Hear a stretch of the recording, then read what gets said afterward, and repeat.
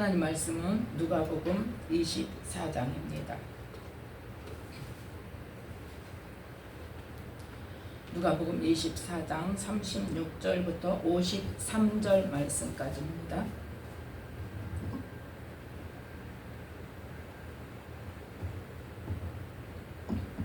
누가복음 24장 36절부터 53절 말씀까지 함께 합독하겠습니다.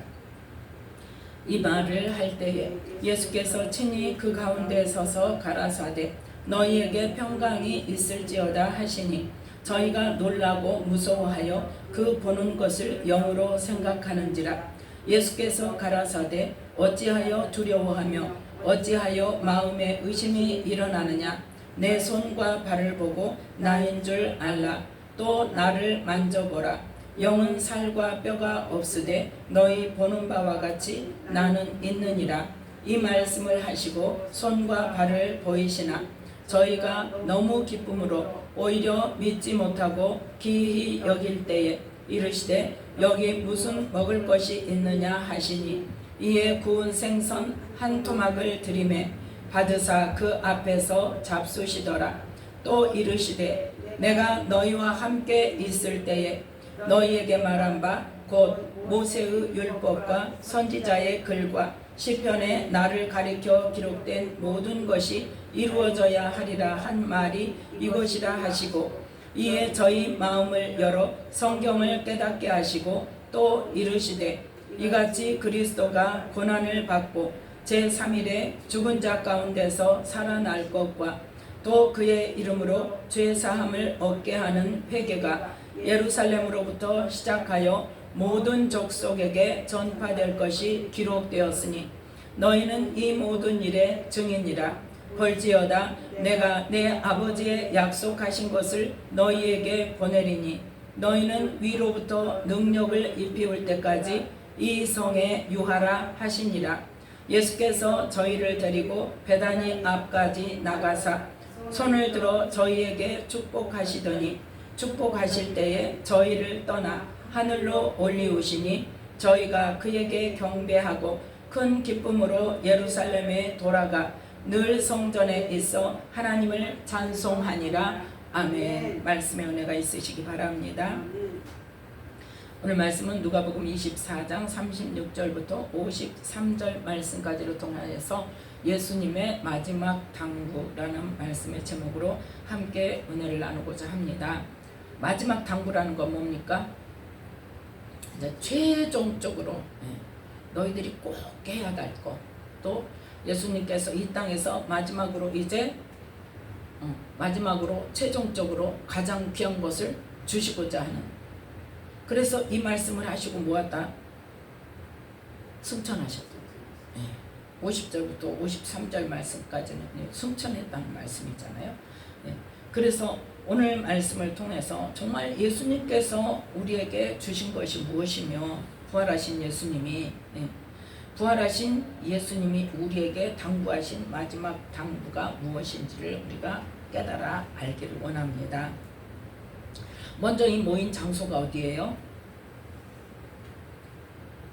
자, 33절부터 이 35절 말씀까지 함께 읽습니다.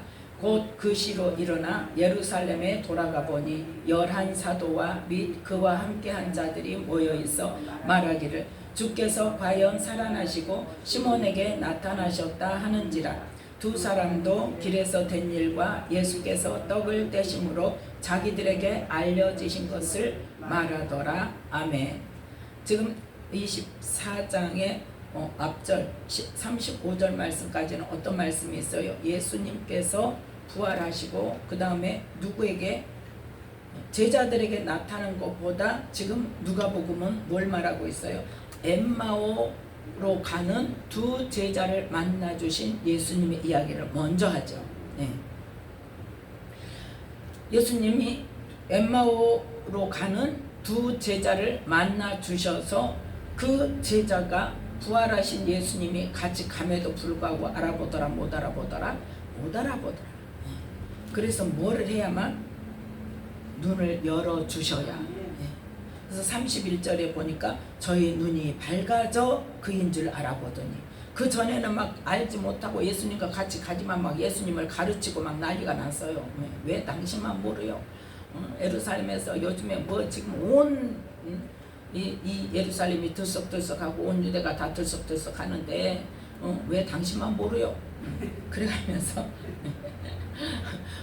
예수님을 하니까 뭐라고 치니까 예수님이 지금 뭐예요? 25절에 보니까 가라사대 미련하고 선지자들의 말한 모든 것을 마음에 더디 믿는 자들이요. 그러면서 막 27절까지 보니까 뭐예요? 모세와 모든 선지자의 글로 시작하여 모든 성경에 쓴 바 자기에 관한 것을 자세히 설명해줘요. 지금 예수님의 말씀을 하세요. 예수님이 죽으심이 무엇 때문이다, 구약에 이렇게 하나님이 말씀하셨다, 그래서 하나님이 하시는 일이라고 막 말씀을 하시는데도 알아요, 몰라요? 몰라요. 네, 몰라요. 누가 열어주셔야? 네, 하나님이 열어주셔야. 네. 열어주시니까 저희 눈이 밝아져서 그인 줄 알아보더라는 거죠. 이거는 중요한 사건입니다. 네. 자, 그래서 보니까 성경을 풀어주실 때 우리 마음이 뜨거웠었네. 근데 그 당시에는 알더라 모르더라. 마음이 뜨거워도 왜 뜨거운지도 몰라. 왜 뜨거운지도 모르고 나중에 성령님이 열어주시니까 그때서 그게 성령의 역사구나.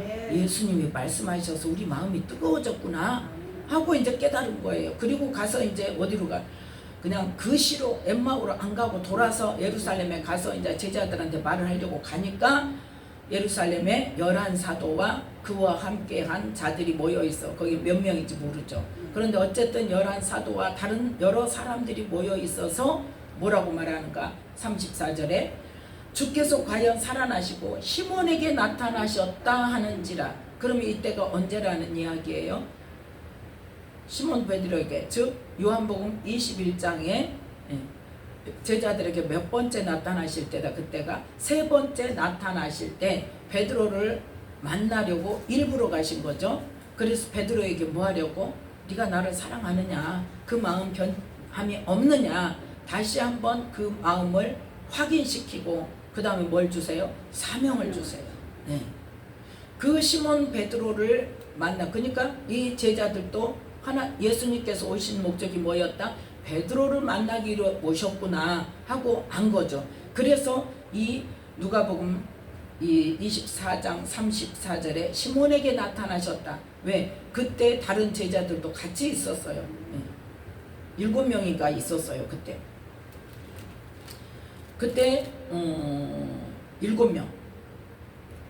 요한복음 21장 2절에 보면 베드로와 도마와 갈릴리 가나 사람 나다나엘과 세베대 아들들 둘과 다른 제자 둘이 함께 있었어. 그러니까 7명이 있었는데 예수님은 누구를 향하여 말씀하셨다? 베드로를 향하여 말씀하셨어요.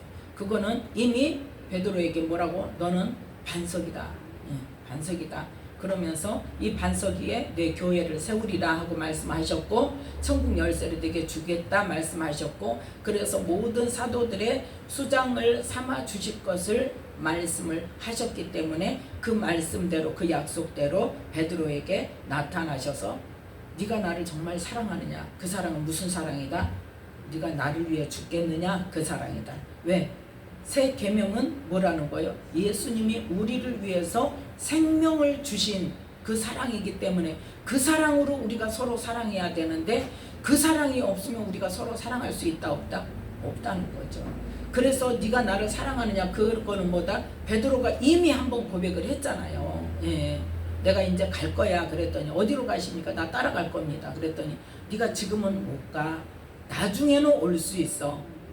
그게 뭐예요? 바로 성령을 받고 그 다음에 사역을 하다가 그 베드로가 어떻게 죽을 거, 네가 정말 나를 위해서 목숨을, 생명을 내놓는 그 죽음으로 죽어서 내가 가는 곳에 올 수 있을 거야 할 때 베드로가 뭐라고 말해요?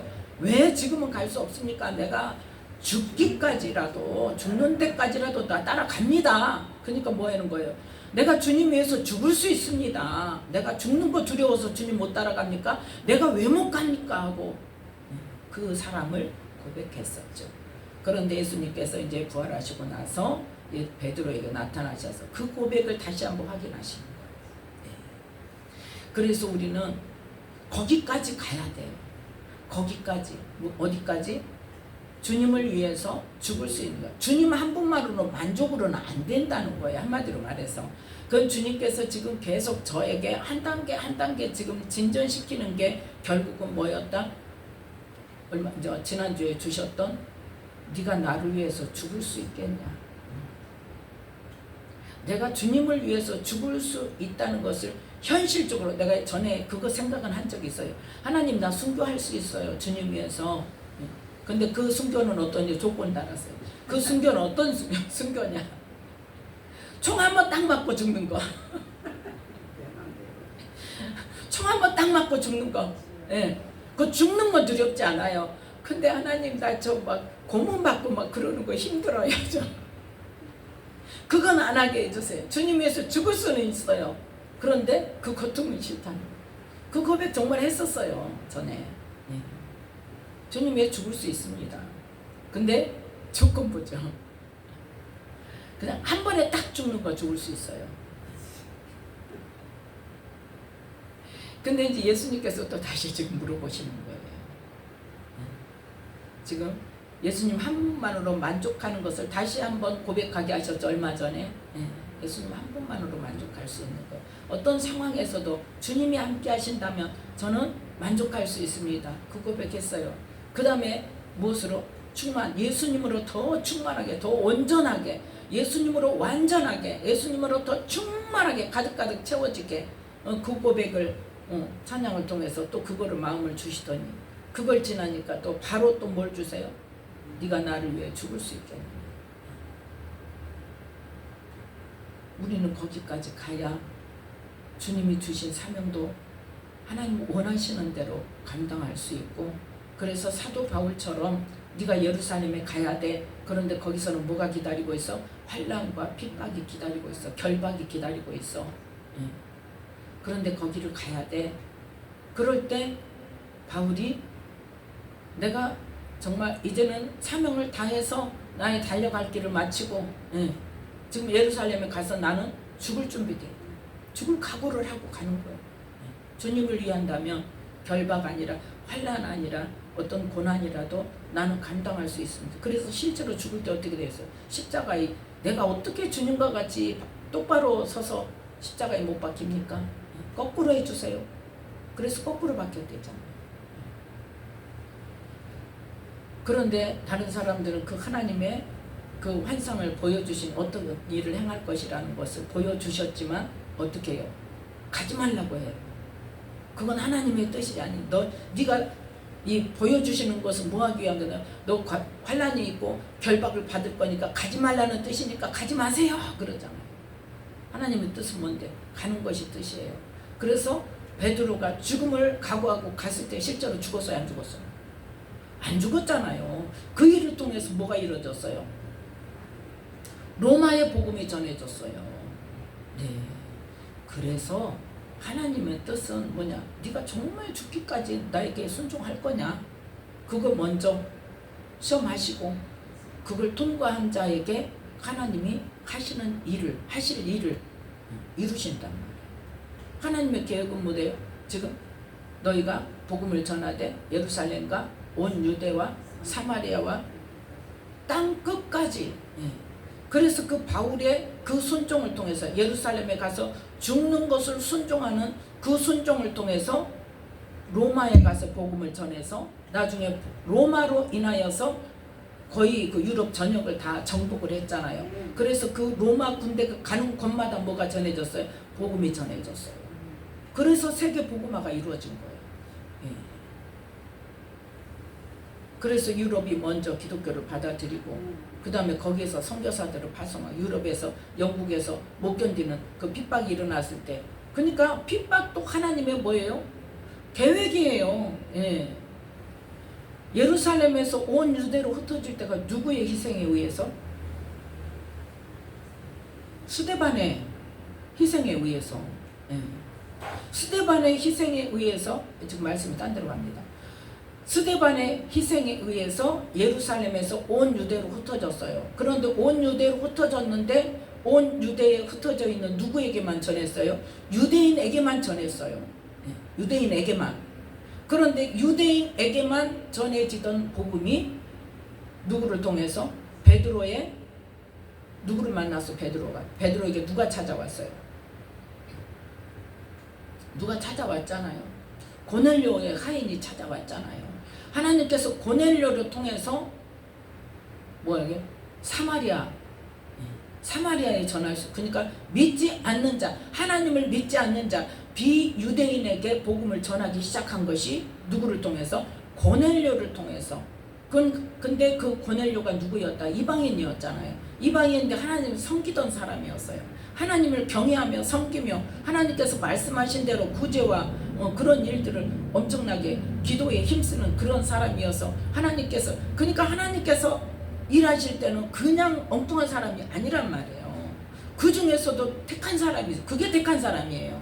뭘 위해서? 하나님의 일을 행하시기 위한 택한 사람. 우리의 구원을 위해 택한 사람이 아니라 하나님은 모든 사람을 구원하기를 원하십니다. 그런데 특별한 사명을 위해서는 택한 사람이 있단 말이에요. 그 택한 사람이 사마리아, 그러니까 비유대인에게 복음을 전할 수 있도록 문을 여는 사람이, 사용된 사람이 누구다? 고넬료란 말이에요. 그래서 고넬료 하인을 보내게 하시면서 누구에게? 베드로에게 하나님께서 뭐 했어요? 환상을 보여주셨어요. 네. 정한 짐승이 아닌 부정한 짐승을 내려보내면서 잡아먹어라. 그러니까 안 됩니다. 우리의 생각이 국한되어 있으면 하나님의 뜻을 그르친다니까요. 예. 3번을 그러도록 베드로는 어땠어요? 안 됩니다 했어요. 나는 그런 할 일이 없습니다. 그랬더니 하나님께서 뭐라고 말씀하세요? 내가 깨끗하게 했어. 내가 깨끗하게 했는데 왜 네가 마다해? 그러니까 어때요? 고넬료가 이방인이지만 하나님을 경외하며 섬기며 하나님 말씀대로 행하며 살았던 사람이기 때문에 그걸 하나님께서 인정하시고 천사를 보내셔서 그 고넬료를 통해서 누구에게 복음을 전하도록? 이방인에게 복음을 전하도록, 비유대인에게 복음을 전하도록 베드로에게 환상을 보여주시고 실제로 그 집을 가게 하시고 걱정 말고 가게 하시고 그 집에 복음을 선포할 때에 그때 성령이 내려오셔서 온 식구들에게 성령이 임하셔서 하나님을 찬미하고 그 복음을 믿게 되는 그러한 일을 보게 하시고 그 일을 통해서 베드로가 다시 예루살렘에 와서 그 일을 전하면서 하나님께서 이방인에게 복음을 전하라고 하신다. 그래서 사마리아까지 이르게 된 것이고, 그 다음에 이제 누구를 통해서? 사도 바울을 통해서 예루살렘에 가서 잡혀라. 환난이 기다리고 있다. 그런데 그 죽음을 각오한 그 믿음을 하나님께서는 어때요? 사용하셔서 어디로 가게 하세요? 로마에 가게 하세요. 그러니까 하나님께서는 바울을 택한 이유가 뭐냐? 바울은 나면서부터 뭐였다? 로마인이란 말이에요. 로마 시민권을 가진 사람이에요. 그래서 하나님은 그 일에 쓰시기 위해서 특별히 택하셨다. 그래서 로마 시민권을 가졌기 때문에 예루살렘에서 잡혔지만 죽지 않고 로마로 갈 수 있었던 거예요. 그래서 로마로 죄수의 신분으로 갔지만 2년 동안 어떻게 했어요? 밖에서 자기 셋집에서 2년 동안 살면서 오는 사람 엄청나게 몰려왔다고 그랬죠. 그 사람들에게 복음을 전해서 로마의 복음이 전해지기 시작해요. 그래서 땅끝까지 이르게 되는 복음 전함의 시작이 바로 사도 바울을 그 죽음을 각오한, 죽기까지 복종하는 그 믿음과 순종을 통해서 하나님께서 이루셨다는 거예요. 그래서 로마에서 이제 로마가 세계를, 그 유럽을 전역을 정복할 때 복음을 다 전해서 거기서부터 또 어디로? 영국에서 미국으로 가고, 미국 완전히 불모지 땅이잖아요. 전혀 다른 땅이잖아요. 그 땅에 가서 복음으로 나라를 일으키게 하고, 그 다음에 그 미국에서, 영국에서 우리나라까지 선교사를 보내셔. 하나님께서 우리나라에도 복음을 전하게 하시고, 그러니까 하나님이 계획하시고 선포하신 것은 하나님께서 적극적으로 이루시는데 그 일을 이루시는 그 중요한 기점에 누가 있느냐? 죽기까지 주님을 사랑할 수 있는 순종이 그 가진 자가 필요하단 말이에요. 그래서 우리는 바로 이 예수님께서 이렇게 말씀하시고 우리에게 주신 것인가 무엇인가를 분명히 깨달아 알고, 예수님이 주신 새 계명이 뭐다? 네가 나를 사랑하느냐 할 때 어떤 사랑? 네가 나를 위해 죽을 수 있느냐는 사랑. 그 사랑을 가지고 서로 사랑하는 것이 예수님께서 우리에게 주신 계명이고, 그 사랑이 있을 때 나도 너를 사랑하고 아버지도 너를 사랑해서 함께 너와 거처를 함께하고, 거처를 예수님과 하나님이 내 안에 거처를 함께 하실 때 누가 왕이에요? 하나님이 왕이세요.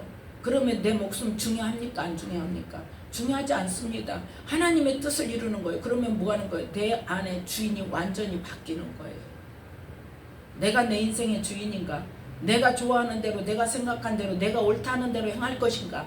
아니면 정말 하나님께서 말씀하시면 내 생각에 이해가 안 간다 할지라도 그 말씀을 순종해야 할 것인가? 거기에서 우리는 하나님께서 그래 네 믿음 내가 인정할게 하고 인정받는 믿음이 되는 거예요.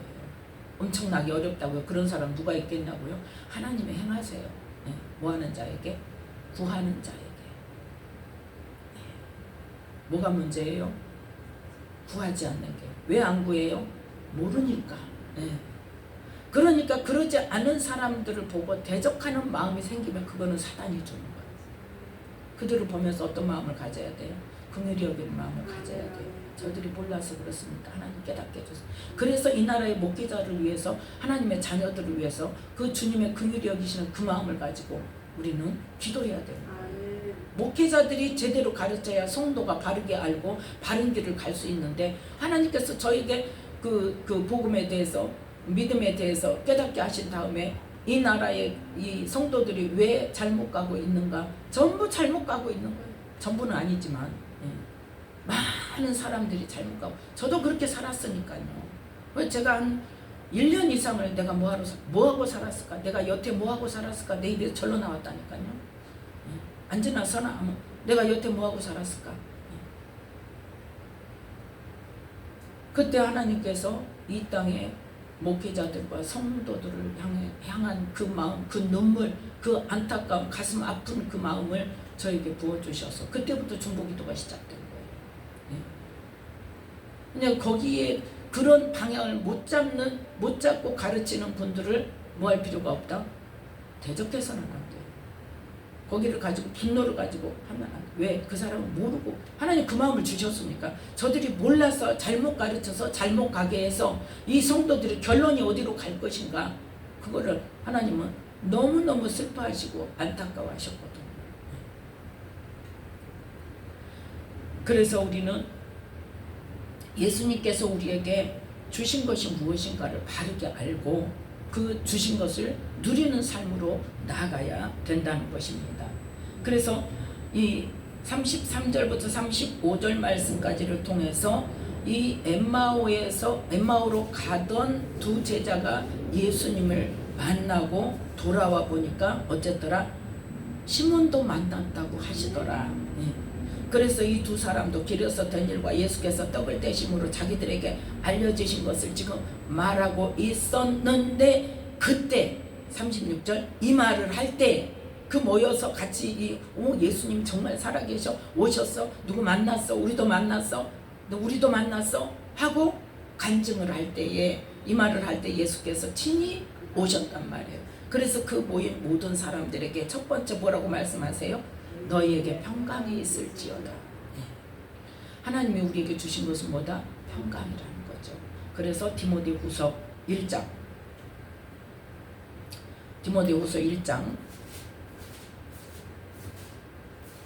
7절 말씀. 하나님이 우리에게 주신 것은 두려워하는 마음이 아니요 오직 능력과 사랑과 근신하는 마음이니. 아멘. 우리가 시도 때도 없이 두려운 마음, 불안한 마음, 또 초조한 마음, 그런 마음이 와요 안 와요? 어떤 일이 있으면 오잖아요. 그런데 우리는 당연하게 생각하죠. 그거를 그냥 어때요? 어떤 목사님 표현에 내가 정말 웃었어요. 누리고 산대 그거를. 그걸 아주 그냥 품에 끌어안고 누리고 살대. 예. 우리는 그게 그냥 어떻게든 이 일이 해결이 돼야 두려움이 없어진다고 생각을 하는데, 하나님은 그게 아니란 말이에요. 너희가 말씀을 믿는다면 이 말씀, 영적으로 우리가 악한 영을 어떻게 해야 돼요? 대적해야 돼요. 그러면 하나님의 이 말씀을 믿는다면, 하나님이 우리에게 주신 것은 뭐예요? 두려워하는 마음이 아니요, 오직 능력과 사랑과 근신하는 마음이고, 예수님이 부활하시자마자 우리에게 뭘 주셨다? 평강을 주셨어요. 그러니까 주님 안에 사는 사람은 뭘 누리며 살아야 돼요? 평강을 누리고 살아야 돼요. 왜요? 전지를 창조하신 하나님께서 그 영으로 어디 안에 와 계십니까? 내 안에 와 계세요. 예. 그러면 나는 누구 거다? 하나님 거란 말이에요. 그러면 하나님이 자기 자녀를 내버려 두시겠냐는 거예요. 예. 그래서 주시는 평강을 내가 누리고 내 삶 속에서 그 평강을 누리는 삶이 되기 위해서 어떻게 해야 돼? 하나님의 이 말씀을 선포하면서 두려워하는 마음을 일단은 누가 주는 거예요? 사단이 주는 것을 아니까 그거를 대적해서 쫓아내야 되는데, 안 쫓아내고 있으니까 문제가 된단 말이에요. 그러니까 점점 깊이 들어와서 파고 사는 거예요. 그걸 쫓아내지 않으니까 나중에 뭐가 와요? 우울증이 와요. 그러다 보면 어때요? 사단이 완전히 장악을 해서 이제 자살하게 되고 그렇게 되는 거예요. 그럼 먼저 우리에게 두려운 마음이 오면 뭐를 해야 된다? 예수 이름으로 이 말씀을 선포하면서 하나님이 내게 주신 것은 두려워하는 마음이 아니요, 이 두려워하는 마음은 누가 주는 거다? 사단이 주는 거야. 너 나가. 두려워하는 마음 너 나가. 두려워함을 주는 악한 영 나가. 예수는 명령한다. 너는 하나님이 주신 거 아니야. 하나님이 주신 거 아니면 나는 받지 않는다 하고 선포하면서, 우리 실제 삶에서 해야 될 일을 그걸 모르니까 안 하는 거죠. 모르니까. 근데 알아도 잘 안 해. 왜? 습관이 돼서. 안 하는 게 습관이 돼서. 그래서 우리는 먼저 뭐를 해야 된다? 그 평강을 누리기 위해서는 이 말씀을 선포하면서, 이 두려워하는 마음은 누가 주는 거야? 사단이 주는 거. 먼저 사단은 뭘로 온다 그랬어요? 생각으로 온다 그랬잖아요. 생각을 먼저 두려운 마음을 막 줘요. 불안한 마음을 막 줘요. 그럴 때 생각의 차원에서 내 의지로 선포하는 거예요. 예수님 명령한다. 너 두려워하게 안 나가. 왜? 왜요? 왜 두려워하지 말아야 돼? 하나님이 내게 뭘 주셨습니까? 능력과 사랑과 근신하는 마음만 주셨다. 아멘. 그러면서 뭘 고백해야 되냐? 어떤 상황에서도 하나님을 온전히 신뢰할 수 있는 그 믿음의 고백을 해야 돼요. 그 믿음의 고백이 뭔지 아십니까? 뭐겠습니까? 말씀 가운데서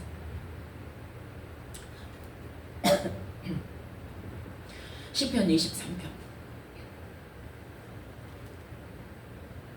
알잖아요, 우리. 근데 그런 상황에서 시편 23편 선포합니까? 안 하잖아요. 믿음이 뭐냐? 말씀이 내게 실제가 되는 것을 바라면서 선포하는 거예요. 그 믿음을 가지고. 그 말씀대로 내게 이루어 주신다는 것은 믿음을 가지고. 그게 믿음이란 말이에요. 자, 23편 1절부터 6절 말씀까지 함께 읽습니다. 여호와는 나의 목자시니 내가 부족함이 없으리로다. 그가 나를 푸른 초장에 누이시며 쉴만한 물가로 인도하시는도다. 내 영혼을 소생시키시고 자기 이름을 위하여 의의 길로 인도하시는도다. 내가 사망의 음침한 골짜기로 다닐지라도 해를 두려워하지 않을 것은 주께서 나와 함께 하심이라. 주의 지팡이와 막대기가 나를 안위하시나이다. 주께서 내 원수의 목전에서 내게 상을 베푸시고 기름으로 내 머리에 바르셨으니 내 잔이 넘치나이다. 나의 평생의 선하심과 인자하심이 정녕 나를 따르리니 내가 여호와의 집에 영원히 거하리로다. 아멘. 뭐하니까? 하나님이 내 목자시니까 나는 부족함이 없습니다. 이 고백이 정말 신실하신 하나님, 나를 좋은 길로, 생명의 길로 인도하시는 분이라는 것을 온전히 신뢰한다면 아까 말을 했었죠. 하나님께서 어떤 큰 일을 이루시기 위해서는 반드시 어떤 사람이 있다? 택한 자가 있단 말이에요. 그러면 그 사람이 막 좋고 잘 되는 것으로 해서 그 일을 이루십니까? 아닙니다. 뭐 어떤 것? 바로 주님 위해서 죽는다는 그 각오가 되고 그 사람, 예수님을 위해서 내가 죽을 수 있습니다 하는 고백을, 믿음을 가진 사람, 그 사랑을 가진 사람을 들어서 어디에 넣어서? 환난 속에 넣어서 뭐하게 만드세요? 헌신하게 만드세요. 거기서 순교하게 만드세요. 스데반도 순교했죠. 사도 바울도 어떻게 했어요? 이제 나중에 순교했지만 물론 그 환상을 볼 때는 어때요? 그거는 유대인으로서 순교나 마찬가지예요. 왜요? 그 일로 가서 책망을 받았잖아요. 예루살렘 가서 그 소문이 나가지고 베드로가 이방인인데 고넬료 집에 갔대. 이 소문이 나가지고 예루살렘에 갔더니 어때요? 책망하잖아요. 네가 어떻게 이방인의 집에 갈 수가 있냐. 그때 하나님의 말씀을 선포하죠. 하나님께서 환상으로 이렇게 보여주셨다. 그리고 실제로 그 집에 가서 뭐 복음을 전할 때 성령이 임하셨어. 방언도 하고 그랬다. 그 내 두 눈으로 똑똑히 봤다. 하나님이 하시는 일을 내가 어떻게 거절을 하냐, 거역을 하냐. 그렇게 해서 일을 행했죠. 그러니까 누구로서? 유대인들로부터 순교당하는 거랑 맞죠. 그런 걸 각오하고 갔단 말이에요. 그 다음에 누구? 사도 바울은 정말 예루살렘에 가면 내가 잡히고 죽는 것을 각오하고 갔어요. 그랬더니 하나님께서 그 큰 일을 이루시는 통로로 사용하셨단 말이에요. 물론 사도 바울은 그 다음에 다시 또 체포가 돼서 이제 감옥에서 죽게 되었지만, 어쨌든 하나님께서는 뭘 통해서? 그 순종의 믿음, 죽기까지 순종하는, 복종하고자 하는 그 믿음, 그럼에도 불구하고 하나님을 뭐한다? 온전히 신뢰하면서, 하나님 나를 버리셨네, 나를 죽음의 길로 모셨네, 이게 아니라 하나님을 온전히 신뢰하면서 그 하나님의 하실 일에 동참하고자 하는 그러한 믿음이 있는 자들의 하는 고백이 뭐다? 여호와는 나의 목자시니 내가 부족함이 없으리로다. 여호와는 나의 목자시니. 어젠가 그젠가 누구 간증을 듣는데, 홍민기 목사님 아세요? 홍민기 목사님, 탱크 목사님이라고. 그 목사님의 간증이 뭐냐? 너무 궁핍하고 너무 어렵고 너무 가난할 때 하나님께서 막 계속 기도를, 하나님 어떻게 하나님 나에게 이럴 수가 있냐고 막 기도를 하는데 이 말씀을 주시더라고요. 여호와는 나의 목자신 내가 부족함이 없어. 내가 부족함 투성인데 막 그래가지고 기도 안 했대. 근데 앉으면 기도만 하면 그래도 이제 기도 안 하고 살아요. 또 이제 답답하니까 또 가서 기도를 하면 또 이 말씀을 주시는데, 아무튼 계속 그렇게 반복을 하다가 결국은 자기가 그 말씀에 순복을 하고 정말 하나님 한 분으로 내가 부족함이 없습니다. 하나님께서 내게 어디를 가라 한다 할지라도, 무슨 일을 가라 하신다 할지라도 내가 할 수 있습니다. 그때부터 순종하기 시작한 것이, 자기 뜻과 상관없이 자기는 한국에 와서 몇 년 한국의 이 목회 상황이나 한국의 이 기독교인들의 그 신앙 상태를 보고 한국의 그 문화를 잘 이해하고, 그리고 다시 미국에 가서 이민 목회하려고 그랬대요. 이민자들의 목회. 그랬는데 자기 뜻과 상관없이 지금까지 뭐 한국에 살고 있으면서 이렇게 교회를 지금 몇 개 세웠다. 너 듣고도 잊어먹었네. 자기는 10개가 목표였는데 훨씬 능가하는 교회를 세우게 하시는 하나님의 일을 하고 있다고 지금 그러다. 그러니까 하나님을 온전히 신뢰한다면 언제나 우리에게 좋은 것 주시기를 원하시고, 우리에게 생명 주기를 원하시고, 생명을 풍성히 얻기를 원하시는 그 하나님께서 나를 통해서 생명을 풍성히 얻게 하시는 일에 나를 사용하실 것이라는 믿음이 있다면, 내가 어떤 상황에 있어도 여호와는 나의 목자시니 내게 부족함이 없으리로다의 고백이 나와야 된다. 저도 얼마 전부터 그 고백이. 그래서 그때 또 누구하고 어떤 목사님 통화하면서 어떤 이야기를 하다가 왜 안 구해 그러더라고요. 글쎄요, 안 구해. 몰라요. 저는 안 구해지네요. 그게 구하지 않아요. 왜? 그냥 지금 내 삶에 다른 사람이 볼 때는 어처구니가 없죠. 예. 얼마나 궁핍합니까? 근데 나는 지금 어때요? 부족함이 없어요. 예. 그건 내 마음속에 뭐가 있냐? 하나님께서 주실 때가 되면 그 기도 하게 하실 거야 하는 게 있어요. 왜? 지금까지 그렇게 왔기 때문에. 예.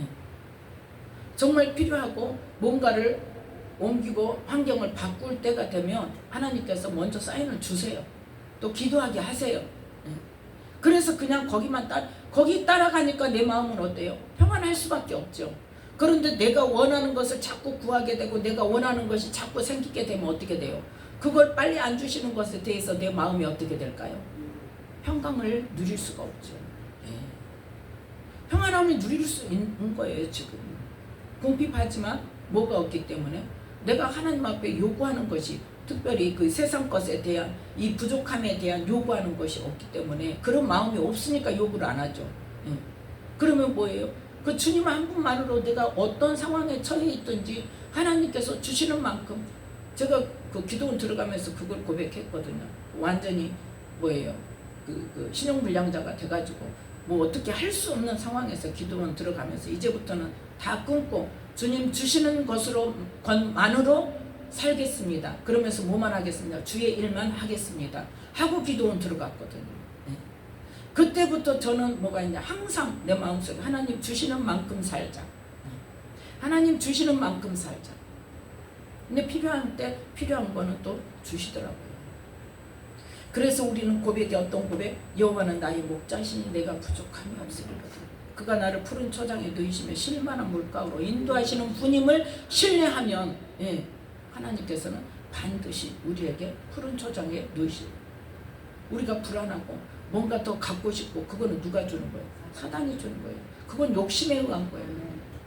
내가 어떤 자리에 가고 싶고 성도가 많이 부흥돼가지고 내가 막 큰 교회가 되고 싶고 큰 교회로 막 옮기고 싶고 교회 건축도 하고 싶고 그거는 뭐예요? 하나님이 할 만한 사람은 하게 하세요. 주십니다. 기쁨교회도 많은 사역자들이 있어요. 예. 근데 그 중에도 어떤 사람은 욕심으로 자기 욕심에 의해서 막 기도하고 자기가 힘쓰고 애써서 이루는 사람도 보여요. 그렇지만 정말 하나님께서 때가 되셔서 하나님이 부어주시는 그러한 은혜를 받고 있는 사람도 계십니다. 없는 게 아니에요. 그런데 그 사람은 어때? 그것을 할 만한 사람이기 때문에 그동안 해온 일들이 그동안 하나님과의 관계 속에서 쌓아온 것들이 있기 때문에 하나님께서는 그 그릇이 되니까 그렇게 하게 하시는 거예요. 그래서 하나님 어떤 분이다? 이 3절에 시편 23편 3절에 내 영혼을 소생시키시고 자기 이름을 위하여 의의 길로 인도하시는 것. 이 하나님이라는 것을 내가 분명히 신뢰한다면 우리는 주님 한 분으로 만족할 수 있고 내가 부족함이 없습니다 고백할 수 있어요. 그 하나님이 우리를 어때요? 내가 사망의 음침한 골짜기로 다닐지라도 내가 해를 받지 않는다. 왜? 내 영적으로 해받지 않는 거. 내 영혼이 보호받는 거. 누구로부터? 하나님으로부터. 예. 그건 주께서 나와 함께 하심이라. 주의 지팡이와 막대기가 나를 안위하시나이다. 예. 그래서 주님이 나와 함께 하기 때문에 나는 두려워하지 않고 내가 사망의 음침한 골짜기에 있을지라도 내 영혼이 보존되는 것에 대한 믿음이 있다면 주님이 나와 함께 하시는 것이라는 믿음이 있다면 그 믿음 안에 5절의 말씀이 이루어진다. 주께서 내 원수의 목전에서 내게 상을 베푸시고 기름으로 내 머리에 바르셨으니 내 잔이 넘치나이다. 주님 주시는 은혜가 내 안에 넘치면 순교를 한다 할지라도 기쁨으로 할 수 있어요. 스데반이 얼마나 기쁨으로 했습니까? 그때 어땠다요? 하늘이 열리고 예수님께서 하늘에서 팔을 벌리고 내려다보시니 그 영광을 볼 수 있다면 순교 아니라 뭐라도 할 수 있는 거 아니에요? 네. 그 은혜가 있단 말이에요. 그래서 나는 그 주님을 나의 평생의 선하심과 인자하심이 항상 나를 따르고 내가 여호와의 집에 영원히 거할 수 있다는 그 고백을 정말 시편 23편의 이 고백이 나의 믿음의 고백이 되고 내가 늘 어떤 상황에서도 이 주님을 찬양하며 이 믿음을 고백할 수 있는 사람이 되어야 합니다. 어떤 사람이 된다? 예수님이 부활하시면서 우리에게 주신 평강을 누릴 수 있는 사람이 되는 것입니다.